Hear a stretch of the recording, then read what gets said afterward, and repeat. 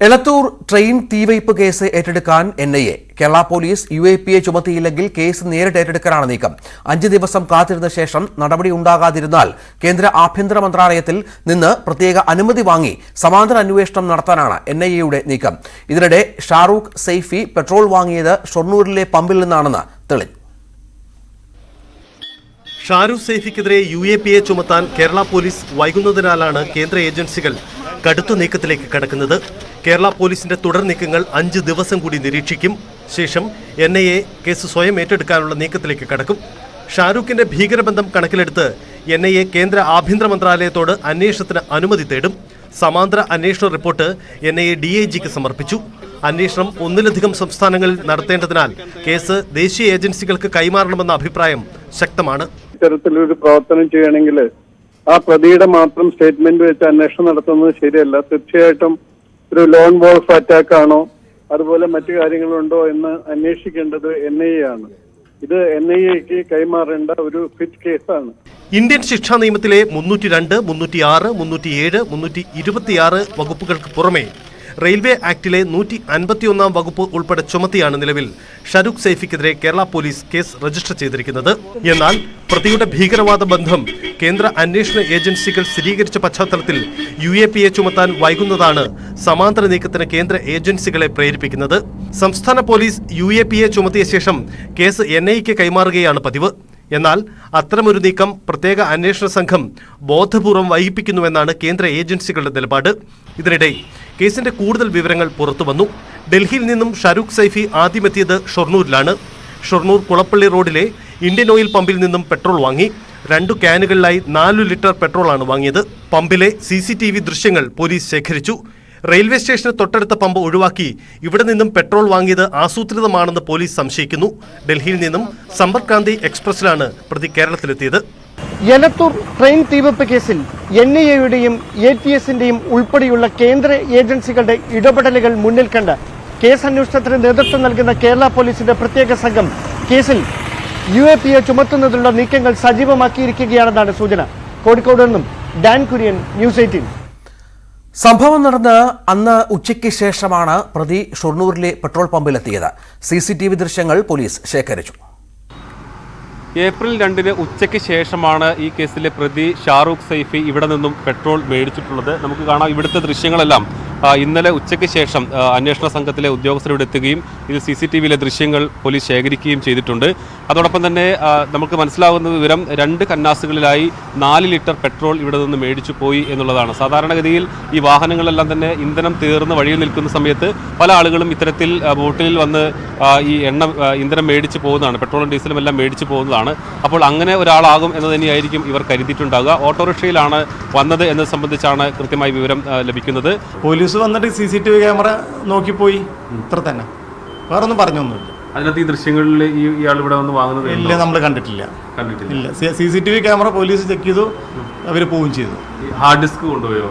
Hard disk കൊണ്ടുപോയി. പോയി. അത് കാർഡ് കൊണ്ടുപോയി. അതെ, കാർഡ് കൊണ്ടുപോയി. പിന്നീട് പോലീസ് നമ്മളോട് പറഞ്ഞോ?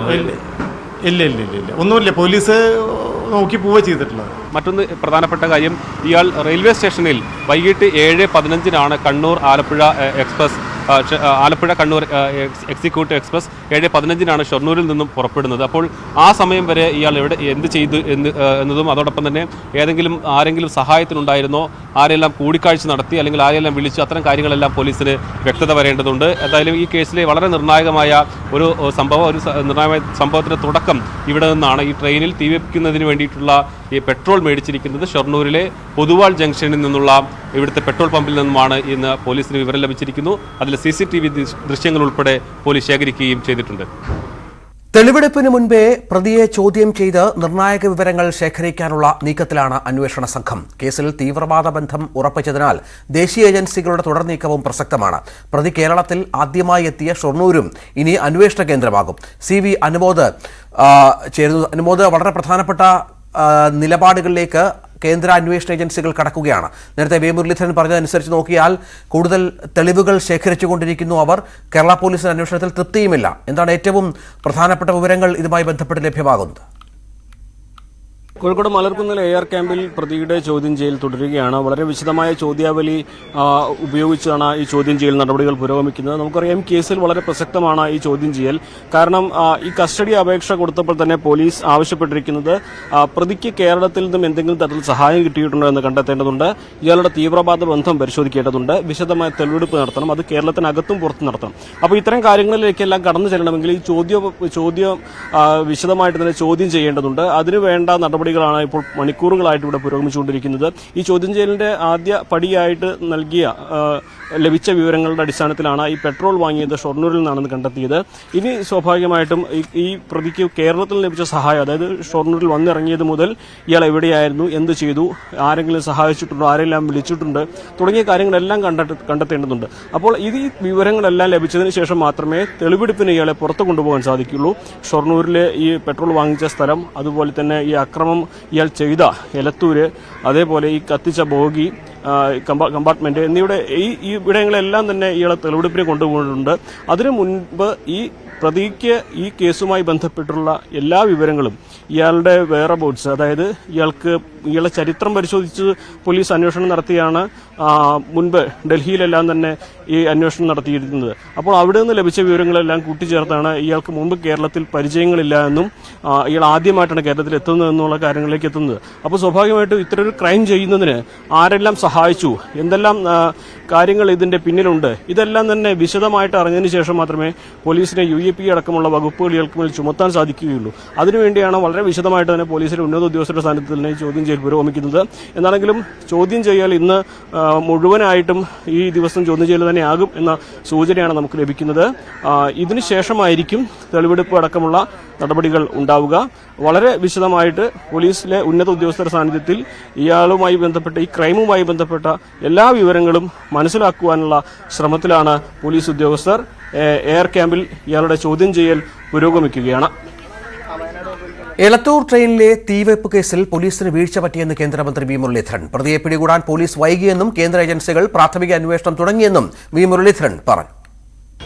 നമ്മുടെ അന്വേഷണ ഏജൻസികൾ, പോലീസ് സംവിധാനം അത് കൂടുതൽ ശക്തിപ്പെടുത്തേണ്ടതിന്റെ ആവശ്യകതയാണ് ചൂണ്ടിക്കാണിക്കുന്നത്. പ്രതി ഈ സംഭവത്തിന് ശേഷം കേരളം വിട്ടുപോകാനുള്ള സാഹചര്യമുണ്ടായി. അതും വേണ്ടത്ര ഒരു കാര്യക്ഷമമായിട്ടുള്ള ഒരു നടപടികൾ, ആ നടപടികൾ ഉണ്ടാകാതിരുന്നതിന്റെ ഫലമായിട്ടാണ് എന്ന് വേണം പറയാൻ. പുനഃസംഘടനയിൽ KSUവിലും തർക്കം. VT Balram, advocate K Jayant എന്നിവർ സംഘടനയുടെ ചുമതല ഒഴിഞ്ഞു. ജംബോ കമ്മിറ്റി എന്നാണ് വിമർശനം. വിവാഹിതരും കമ്മിറ്റിയിൽ ഉൾപ്പെട്ടിട്ടുണ്ടെന്ന് നേതാക്കൾ പറയുന്നു. വിവരങ്ങളുമായി ഐശ്വര്യ ചേരുന്നു. ഐശ്വര്യ, മഹിളാ കോൺഗ്രസുമായി ബന്ധപ്പെട്ട തർക്കം പരിഹരിച്ചു വരുന്നതേ ഉള്ളൂ. ഇപ്പോൾ KSUവിലും അസ്വസ്ഥതകളാണോ? തീർച്ചയായും രഞ്ജിത്ത്, ആ രീതിയിൽ വേണം നമുക്ക് ഈ ഘട്ടത്തിൽ ഇതിനെ വിലയിരുത്താൻ. KSUവിന്റെ പുനഃസംഘടന പൂർത്തിയാക്കി ഈ ലിസ്റ്റ് പുറത്തു വന്നപ്പോഴേക്കും തർക്കങ്ങൾ ആരംഭിച്ചിരിക്കുകയാണ്. VT ബൽറാമും K ജയന്തും KSUവിന്റെ ചാർജ് ഒഴിഞ്ഞു എന്ന് തന്നെയാണ് ഈ ഘട്ടത്തിൽ മനസ്സിലാക്കുന്നത്. ഈ മാനദണ്ഡങ്ങൾ NSU നേതൃത്വം അട്ടിമറിച്ചതായുള്ള പരാതിയാണ് ഇപ്പോൾ ഉയരുന്നത്. കാരണം നേരത്തെ തന്നെ ഈ KSUവിന്റെ നേതൃത്വത്തിലേക്ക് വിവാഹം കഴിഞ്ഞവർ എത്തില്ല എന്നുള്ള ഒരു മാനദണ്ഡമുണ്ടായിരുന്നു, അല്ലെങ്കിൽ അത്തരം ഒരു രീതി ഇല്ലായിരുന്നു. പക്ഷെ ഇപ്പോൾ വിവാഹം കഴിഞ്ഞവരെ അടക്കം ഉൾക്കൊള്ളിച്ചുകൊണ്ടുള്ള ഒരു ജംബോ പട്ടിക, അതായത് സംസ്ഥാന അധ്യക്ഷൻ ഉൾപ്പെടെ 101 പേരടങ്ങുന്ന ഒരു ജംബോ പട്ടികയാണ് ഇപ്പോൾ പുറത്തുവിട്ടിരിക്കുന്നത്. ഇതിൽ തന്നെ KC വേണുഗോപാലുമായി ബന്ധപ്പെട്ട, അല്ലെങ്കിൽ KC വേണുഗോപാലിന്റെ ഗ്രൂപ്പിലുള്ളവർക്ക് കൂടുതൽ പ്രാധാന്യം നൽകിക്കൊണ്ടുള്ള പട്ടികയാണ് എന്നുള്ള ആക്ഷേപം കൂടി ഈ ഘട്ടത്തിൽ ഉയരുന്നുണ്ട്. കാരണം ഈ മഹിളാ കോൺഗ്രസ് പട്ടികയിലും സമാനമായ ആരോപണമാണ് ഉയർന്നിരുന്നത്. അതിന് പിന്നാലെയാണ് ഈ KSUവിന്റെ പട്ടിക വരുമ്പോഴും സമാനമായ ആരോപണം ഇപ്പോൾ KC വേണുഗോപാലിന് അല്ലെങ്കിൽ അത്തരത്തിൽ ഉയരുന്നത്. നേരത്തെ നമുക്കറിയാവുന്നതുപോലെ തന്നെ KSUവിന്റെ സംസ്ഥാന പട്ടികയിൽ ഈ സീനിയർ വൈസ് പ്രസിഡന്റ് എന്നുള്ള ഒരു പോസ്റ്റ് ഇല്ലായിരുന്നു. ഇപ്പോൾ നിലവിൽ 2 സീനിയർ വൈസ് പ്രസിഡന്റുമാരെ നിയോഗിച്ചുകൊണ്ടുള്ള ജംബോ പട്ടികയാണ് പുറപ്പെടുവിച്ചിരിക്കുന്നതിൽ ഒന്ന് മുഹമ്മദ് ഷമാസ് ആണ്, മറ്റൊന്ന് ആൻ സെബാസ്റ്റ്യനാണ്. മുഹമ്മദ് ഷമാസ് K സുധാകരന്റെ നോമിനിയാണ്. ഒരുപക്ഷെ ഇതിലൊരു അനുനയ നീക്കം, അല്ലെങ്കിൽ അത്തരത്തിൽ ഒരു അനുനയ നീക്കത്തിന്റെ ഭാഗമായി തന്നെ ആയിരിക്കണം അത്തരത്തിലൊരു പോസ്റ്റ് തന്നെ ഇപ്പോൾ ഈ പട്ടികയിൽ ഉൾപ്പെടുത്തിയിരിക്കുന്നതാണ് ഈ ഘട്ടത്തിൽ മനസ്സിലാക്കാൻ. എന്തായാലും നേതാക്കളുടെ ഭാഗത്തുനിന്ന് എന്ത് പ്രതികരണം ഈ വിഷയത്തിൽ ഉണ്ടാകുമെന്ന് കണ്ടറിയണം. ശരി. മഹിളാ കോൺഗ്രസ് പുനഃസംഘടനയെ ചൊല്ലി പാർട്ടിക്കുള്ളിൽ അമർഷം പുകയുന്നു. കെ സി വേണുഗോപാലിനോട് ആഭിമുഖ്യം പുലർത്തുന്നവരെ മാത്രം പട്ടികയിൽ തിരികെ കയറ്റിയെന്നാണ് ആരോപണം. ജബി മേത്തർക്ക് ഇരട്ട പദവി നൽകിയതിലും വലിയ ആക്ഷേപമുണ്ട്. പട്ടികയ്ക്കെതിരെ കെ സുധാകരനും രമേശ് ചെന്നിത്തലയും മഹിളാ കോൺഗ്രസ് ദേശീയ നേതൃത്വത്തിന് പരാതി നൽകി. മഹിളാ കോൺഗ്രസ് പുനഃസംഘടന നവംബറിൽ പൂർത്തിയാക്കാനായിരുന്നു ലക്ഷ്യം. നിശ്ചയിച്ചതിലും 5 മാസത്തിനു ശേഷമാണ് പട്ടിക പുറത്തുവന്നത്. പുതിയ ഭാരവാഹികളെ പ്രഖ്യാപിച്ചതോടെ പരാതി പ്രവാഹമാണ്. പട്ടികയിൽ ഇടം പിടിച്ചവരിൽ അധികവും കെ സി വേണുഗോപാലിന്റെ അനുയായികളാണെന്നാണ് പ്രധാന ആക്ഷേപം. KPCC അധ്യക്ഷൻ കെ സുധാകരനും രമേശ് ചെന്നിത്തലയും നേരിട്ട് ദേശീയ നേതൃത്വത്തെ അതൃപ്തി അറിയിച്ചു കഴിഞ്ഞു. പിന്നാലെ വിഷയമുന്നയിച്ച സംസ്ഥാനത്തെ 9 MPമാരും മല്ലികാർജ്ജുൻ ഖാർഗെയെ സമീപിച്ചെന്നാണ് വിവരം. ജില്ലാ അധ്യക്ഷ പദവിയിലേക്ക് പരിഗണിക്കാത്തതിലുള്ള പ്രതിഷേധമാണ് ഐ വിഭാഗം നേതാവ് സുനിത വിജയനെ സംസ്ഥാന ഭാരവാഹിത്വം രാജിവെക്കാൻ പ്രേരിപ്പിച്ചത്. മുൻ മഹിളാ കോൺഗ്രസ് സംസ്ഥാന അധ്യക്ഷ ബിന്ദു കൃഷ്ണയുടെ ഭർത്താവ് ഭീഷണിപ്പെടുത്തിയെന്നാണ് സുനിതയുടെ പരാതി. KPCCയിലെ ഒരു പരിപാടി കഴിഞ്ഞ് ഞാൻ പുറത്തോട്ട് വന്നപ്പോൾ എന്നെ തടഞ്ഞു നിർത്തി വളരെ രൂക്ഷമായിട്ട് ജില്ലാ പ്രസിഡന്റ്ഷിപ്പിലേക്ക് എൻ്റെ പേരാണെന്ന് അറിഞ്ഞുകൊണ്ട് നിനക്ക് ജില്ലാ പ്രസിഡന്റ് ആവണോ, നിനക്ക് ആവാൻ പറ്റൂല, മര്യാദയ്ക്ക് തരുന്നതും വാങ്ങിച്ചുകൊണ്ട് ഒരു മൂല ഇരുന്ന് കൊള്ളണം, അല്ലെങ്കിൽ നീ പുറം ലോകം കാണൂല എന്ന് പറഞ്ഞ് വളരെ വൾഗറായിട്ട് എന്നോട് ദേഷ്യപ്പെട്ട് ബഹളം വെച്ചു. ജെബി മേത്തറയും അതുവഴി AICC general secretary K C വേണുഗോപാലിനെയും ലക്ഷ്യം വെച്ചാണ് മുതിർന്ന നേതാക്കളുടെ നീക്കങ്ങൾ. ന്യൂസ് 18 തിരുവനന്തപുരം. വാർത്താ ബുള്ളറ്റിൻ തുടരുന്നു. പ്രധാനമന്ത്രി നരേന്ദ്രമോദിയുടെ 2 ദിവസത്തെ ദക്ഷിണേന്ത്യൻ പര്യടനം ആരംഭിച്ചു. തെലങ്കാനയിലെത്തിയ പ്രധാനമന്ത്രി സെക്കന്ദരാബാദ് തിരുപ്പതി വന്ദേ ഭാരത് ട്രെയിൻ സർവീസ് ഉദ്ഘാടനം ചെയ്തു. മുഖ്യമന്ത്രി കെ ചന്ദ്രശേഖർ റാവു ചടങ്ങിൽ നിന്ന് വിട്ടുനിന്നു. झंडी के संकेत पर वंदे भारत एक्सप्रेस अपने गंतव्य की ओर बढ़ रही है. ഹൈദരാബാദ് പരേഡ് ഗ്രൗണ്ടിൽ നടക്കുന്ന പൊതുസമ്മേളനത്തിൽ 11,360 കോടി രൂപയുടെ വികസന പ്രവർത്തനങ്ങൾ പ്രധാനമന്ത്രി നാടിന് സമർപ്പിച്ചു. തുടർന്ന് തമിഴ്നാട്ടിലെത്തിയ നരേന്ദ്രമോദി ചെന്നൈ വിമാനത്താവളത്തിലെ നവീകരിച്ച ടെർമിനൽ ഉദ്ഘാടനം ചെയ്തു. മുഖ്യമന്ത്രി MK സ്റ്റാലിൻ, കേന്ദ്രമന്ത്രി ജ്യോതിരാദിത്യ സിന്ധ്യ എന്നിവർ ചടങ്ങിൽ പങ്കെടുത്തു. 1,260 കോടിയുടെ ചിലവിലാണ് ടെർമിനലിന്റെ ആദ്യഘട്ട നവീകരണ പ്രവർത്തനങ്ങൾ പൂർത്തീകരിച്ചത്. मुलाकात हुई, एक बड़ा बूम मिलेगा पूरे तमिलनाडु को, बड़े पैमाने पर कारोबारी यहाँ पर मौजूद.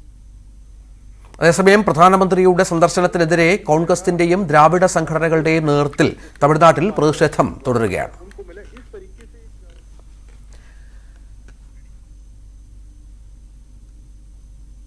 കന്നി യുദ്ധവിമാന യാത്ര നടത്തി രാഷ്ട്രപതി ദ്രൗപദി മുർമു ആസാമിലെ തേസ്പൂർ വ്യോമകേന്ദ്രത്തിൽ നിന്ന് സുഖോയ് 30 വിമാനത്തിലാണ് രാഷ്ട്രപതി യാത്ര ചെയ്തത്. ഇതാദ്യമായാണ് തേസ്പൂർ എയർഫോഴ്സ് സ്റ്റേഷനിൽ നിന്ന് ഒരു രാഷ്ട്രപതി യുദ്ധവിമാനത്തിൽ യാത്ര നടത്തുന്നത്. യാത്രാവേളയിൽ ഇന്ത്യൻ ആർമി, എയർഫോഴ്സ്, നേവി എന്നിവയുടെ സുപ്രീം കമാൻഡർ രാഷ്ട്രപതിയെ പിന്തുടർന്നു. ഇതിനു മുൻപ് മുൻ രാഷ്ട്രപതിമാരായ APJ അബ്ദുൽ കലാമും പ്രതിഭാ പാട്ടീലും യുദ്ധവിമാന യാത്ര നടത്തിയിരുന്നു.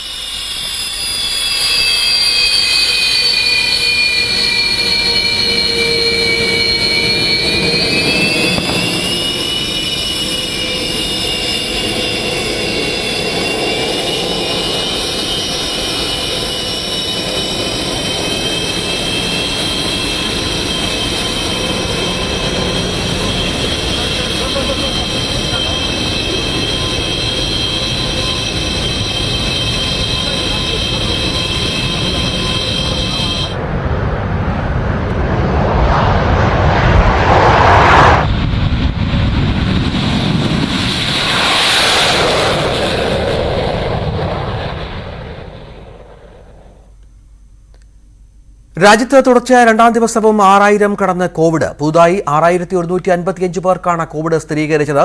5.63% ടെസ്റ്റ് പോസിറ്റിവിറ്റി നിരക്ക്. 24 മണിക്കൂറിനുള്ളിൽ കോവിഡ് ബാധിച്ചുള്ള 11 മരണങ്ങളും റിപ്പോർട്ട് ചെയ്തു. 31,194 പേരാണ് നിലവിൽ കോവിഡ് ബാധിച്ച് ചികിത്സയിലുള്ളത്.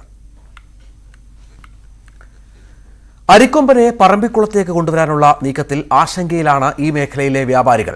നിലവിൽ തന്നെ കാട്ടാനശല്യമുള്ള ജനവാസ മേഖലയിൽ അരിക്കൊമ്പൻ കൂടിയെത്തിയാൽ ജീവിതം ദുരിതമാകുമെന്ന് ഇവർ പറയും.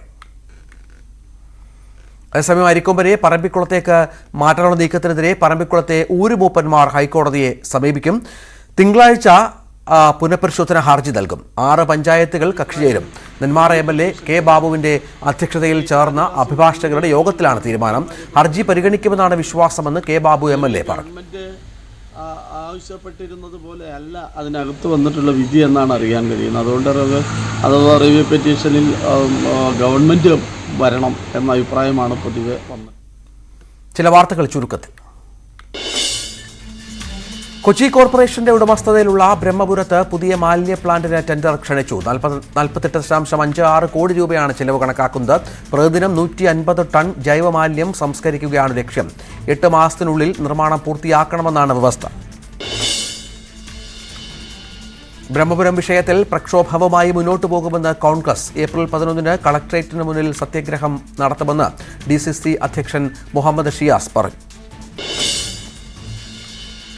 സ്ത്രീകളുടെ വസ്ത്രധാരണത്തിൽ വിവാദ പ്രസ്താവനയുമായി BJP നേതാവ് കൈലാഷ് വിജയവർഗിയ. ഇക്കാലത്ത് പെൺകുട്ടികൾ ശൂർപ്പണഖയെപ്പോലെ തോന്നിപ്പിക്കുന്ന വസ്ത്രങ്ങളാണ് ധരിക്കുന്നതെന്നും പെൺകുട്ടികൾ പുറത്തിറങ്ങുന്നത് വൃത്തികെട്ട വസ്ത്രം ധരിച്ചാണെന്നുമായിരുന്നു കൈലാഷ് വിജയവർഗിയയുടെ പരാമർശം. പശ്ചിമ ഡൽഹിയിൽ പുലർച്ചെ വൻ തീപിടുത്തം. തിക്രി കലാൻ മേഖലയിലെ പ്ലാസ്റ്റിക് ഗോഡൌണിലാണ് തീപിടുത്തമുണ്ടായത്. അപകടത്തിൽ ആളപായമില്ലെന്ന് പോലീസ്. വാർത്താ ബുള്ളറ്റിൻ പൂർണ്ണമാകുന്നു. നമസ്കാരം.